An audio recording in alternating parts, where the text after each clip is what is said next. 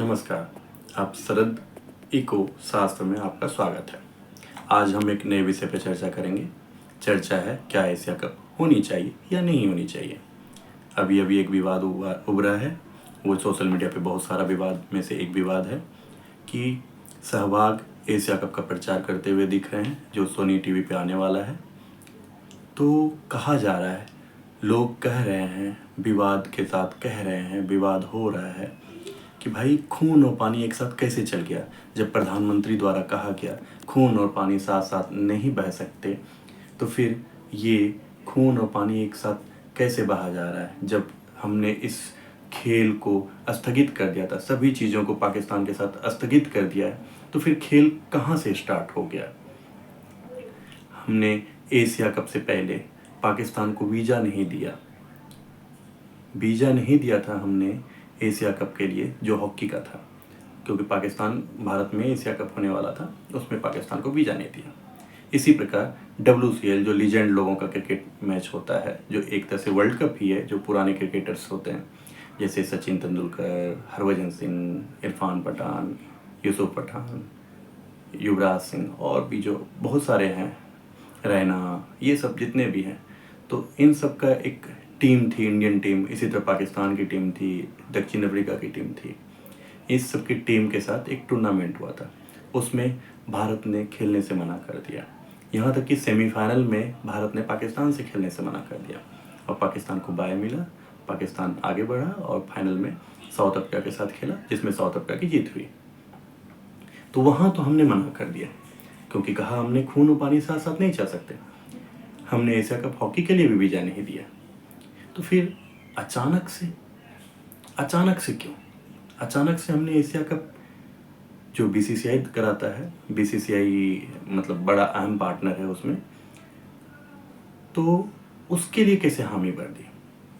अब अगर इसके पक्ष को समझा जाए तो BCCI सबसे बड़ा मजबूत वर्ल्ड का क्रिकेट संस्थान है, जो सबसे ज़्यादा पैसा कमाता है, और ICC के चेयरमैन है जय शाह अमित शाह के सुपुत्र हैं। तो क्या जय शाह ने प्रेशराइज किया और अमित शाह ने प्रेशर में इस डिसीजन को लिया? क्या सरकार ने इस डिसीजन को प्रेशर में लिया? लेकिन जहाँ तक मुझे लगता है, अगर मेरी विचार को रखा जाए, मैं अपनी विचार को रखूं, तो ये मुझे सही नहीं लगता। ये BCCI का दबाव तो नहीं हो सकता, ये अमित शाह का दबाव तो नहीं हो सकता। कुछ न कुछ तो राजनीति या कुछ न कुछ तो इसके पीछे चल रहा है, क्योंकि सरकार सिर्फ BCCI के लिए तो नहीं कर सकती। पाकिस्तान के साथ, पाकिस्तान को अगर आप देखेंगे, मोदी सरकार लगातार दबाती रही है, उसके लिए अलग अलग तरीके अपनाती रही है प्रेशराइज करने के। उसे विभिन्न मोर्चों पे, UN में, तो अलग अलग संस्थानों में उसे प्रतिबंध लगाने की कोशिश करती रही है। तो फिर अचानक से इतना हृदय परिवर्तन, अचानक से आपने हृदय परिवर्तन कर लिया, इसका कारण क्या है? तो जहाँ तक मुझे नज़र आता है, इसमें एक ही कारण नज़र आता है कि भारत बहुत सारे मोर्चों पे एक साथ नहीं लड़ना चाहता। भारत, हालांकि हमारी सेना बोलती है कि हम 2.5 मोर्चे पे एक साथ लड़ सकते हैं, लेकिन यहाँ पे 2.5 मोर्चे नहीं, 5 मोर्चे पे एक साथ लड़ने की बात हो रही है। 5 मोर्चे क्यों कर रहा हूँ मैं? क्योंकि 2.5 मोर्चे तो आपको पता ही है, और ये 2.5 मोर्चा एक्स्ट्रा कहाँ से आ गया? तो ये है अमेरिका का मोर्चा। क्योंकि आप जानते हैं, जिस पे मैंने पीछे भी वीडियो बनाया है, कि अमेरिका एक टैरिफ वार चालू किया हुआ है और पूरे विश्व को प्रेशराइज कर रहा है, लेकिन भारत उसके प्रेशर में नहीं आ रहा, और ट्रम्प प्रशासन रोज नई नई धमकियाँ भारत को दिए जा रहा है। तो भारत ने भी सोचा कि चलो हम किसी एक मोर्चे को कम करते हैं, सिर्फ 2.5 मोर्चे पे लड़ते हैं। तो भारत ने क्या किया? सबसे पहले चाइना के साथ थोड़ा सा संबंध को स्थिर किया, और रसिया के साथ मिलकर के ब्रिक्स में जा करके, SCO में शामिल होकर के, RIC को आगे बढ़ा करके उसे थोड़ा सा संयमित किया कि चलो एक मोर्चा वहाँ से ख़त्म करते हैं। तो चाइना के एक मोर्चे को थोड़ी देर के लिए बंद किया गया, एक ठंडे बस्ते में डाला गया है। हम चाइना पे कभी भी भरोसा नहीं करते, हम जानते हैं वो कभी भी पलट के वार कर सकता है, वो हमेशा ही ऐसा करता रहा, पीछे की हिस्ट्री इससे भरी पड़ी है। तो इसलिए चाइना को केवल अभी थोड़ी देर के लिए ठंडे बस्ते में डाला गया है, जब तक कि अमेरिका से हमारी लड़ाई चल रही है। अब इसी के तरह पाकिस्तान को भी डाला जा रहा है, लेकिन पाकिस्तान एक बिगड़ेल बच्चे की तरह है, तो उसे रोकने के लिए एक लॉलीपॉप दिया जा रहा है। तो सबसे पहले उसे लॉलीपॉप दिया गया। सिंधु जल संधि जब हमने निरस्त किया था तो हमारे द्वारा कहा गया था, हम जब चाहेंगे तब पाकिस्तान को डुबो देंगे, जब चाहेंगे वहाँ अकाल ला देंगे। लेकिन अभी अभी आपको पता है, जम्मू कश्मीर में नदी में जब बाढ़ आ रही थी तो भारत ने एक मानवीय आधार बनाया और उसके तहत बताया पाकिस्तान को, भाई हमारे जम्मू में नदी में बाढ़ आ रहा है, आप अपनी व्यवस्था कर लो, नहीं तो आपको परेशानी हो जाएगी। तो पाकिस्तान को लगा, अरे वाह, हमें बता दिया तो हमें तैयारी करने का मौका मिल गया, वहाँ तो ऐसे ही बाढ़ आया हुआ है और बाढ़ आने पे उन्हें परेशानी हो जाती है। तो इससे एक हर्ट को टच करना होता है, मानवीयता पाना होता है। तो मानवीयता के आधार पे उन्होंने एक सेवा की, सहायता की, और उस सिंधु जल वाला जो विवाद था उसको थोड़ा सा साइड किया। पूरी तरह से बंद नहीं किया गया है, आपको मैं बता दूं, पूरी तरीके से बंद नहीं किया गया, बस पाकिस्तान को एक लॉलीपॉप दिया गया और उसी लॉलीपॉप के तहत आगे बढ़ाया गया है और एशिया कप में भारत को भेजने की बात की गई है कि जाओ, कोई बात नहीं, पाकिस्तान से खेलो।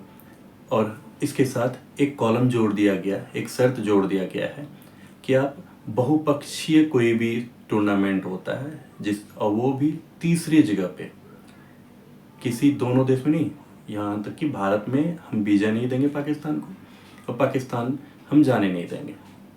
तो पाकिस्तान जाना अलाउ नहीं है, पाकिस्तान को भारत आना अलाउ नहीं है। आप तीसरे देश में जा सकते हैं, तीसरे देश में जाके खेलिए, कोई बात नहीं। और जो बहुदलीय मतलब टूर्नामेंट हो उसमें आप भाग ले सकते हैं। और एशिया कप उसी तरह का टूर्नामेंट है और ये यूएई में हो रहा है, जो 9 सितंबर से शुरू होने वाला है। भारत का पहला मैच 10 सितंबर को होगा, जो यूएई से ही होगा। भारत का पाकिस्तान से पहला मैच ग्रुप स्टेज का 14 तारीख को होगा और 19 तारीख को ओमान से मैच होगा। यानी कि ग्रुप स्टेज में आप देखेंगे भारत पाकिस्तान एक बार आमने सामने होंगे। सूर्य कुमार यादव उसके कप्तान हैं और ये सब आमने सामने होंगे। भारत एक बार नहीं, पूरे 3 बार चांसेस हैं भारत के पाकिस्तान से यूएई में खेलने के। एक तो ग्रुप स्टेज हो गया और चांसेस हैं कि भारत और पाकिस्तान जो बड़ी टीम है, जो ये ग्रुप में है, वो अगले ग्रुप स्टेज से बाहर आएंगे और फाइनल 4 में आएंगे। जब फाइनल 4 में आएंगे तो वहाँ पे 4 टीमों का एक टीम जो एक दूसरे से टकराएंगे, तो वहाँ पे भी भारत की पाकिस्तान से टक्कर होगी और उससे अगर पाकिस्तान और भारत दोनों फाइनल में खेलते हैं तो फिर तीसरी बार एक दूसरे से टकराएंगे। अब अगर हम रिकॉर्ड की बात करें तो 16 बार एशिया कप हो चुका है, जिसमें से 8 बार भारत ने जीता है। अगर इस हिसाब से देखा जाए तो एशिया कप का सबसे बड़ा फेवरेट टीम इंडिया है।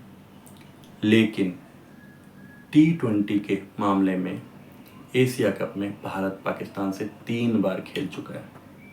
3 में से 2 बार भारत हार चुका है, 1 बार ही जीत मिली है भारत को। और वहीं यूएई में भी कोई अच्छा रिकॉर्ड नहीं है भारत का। भारत 5 में से सिर्फ 3 बार जीता है।